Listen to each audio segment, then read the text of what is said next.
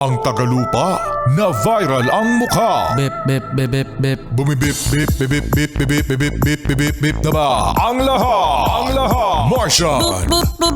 Enrico Pañero. Bip, bip, bip, bip, bip. Bip, bip, bip, bip, bip, bip, bip. Bip, bip, bip, bip, bip. Tilaok, mga yes friend, mga bata. Jolly cute mo Jolly good morning sa mga yes friend natin na masasabing nag-glow up. Sila yung mga, Martian, mga yes friend. Yung mga dati ay sinasabi nating hindi nag-aayos, pero ngayon nag-aayos na. Uy, nape-pressure.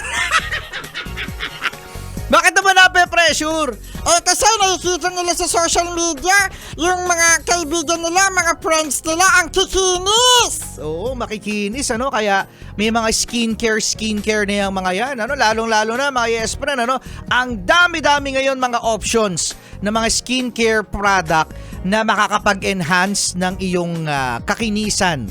Makinis. Kasi dati walang ganyan-ganyan. Sinasabi ko sa inyo mga yes friend, naalala nyo ba nung high school? Nung high school ako, pulbos-pulbos lang yun eh. Yung iba ginagawa mga yes friend, di ba may pulbos. O, ginagawa sa amin nung high school kami, di meron kayong panyo. Ngayon yung panyo, mga yes friend, lalagyan ng pulbos yan. Oo. Tapos, ngayon, baon mo na yon hanggang pag-uwi.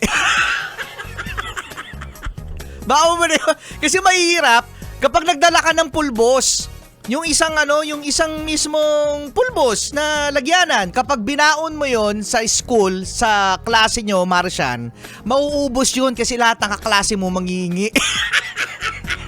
Ay, ang damot.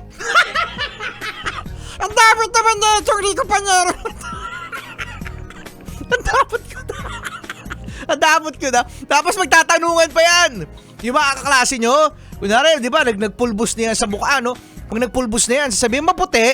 Oh. Ay, hindi, ang itim.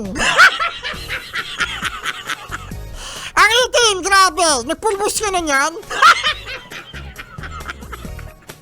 Bastos ka. Ano yan, crinkles? Crinkles ba yan? Sumano gali nito? Crinkles. Sumano gali. Di ba, Mga ganyan mga yan eh. Pero ngayon, kasi sinasabi ko sa inyo, ang dami-dami nang nabibili. Na-orient na ang sangkatauhan sa skincare product na yan. Which is maganda rin naman mga yes friend. Kasi kailangan nating pangalagaan ang ating itsura. Dahil araw-araw tayong humaharap sa salamin. At syempre, dapat ay maging presentable. Yun. Magputi. Ang itim. So ano galing naman siya?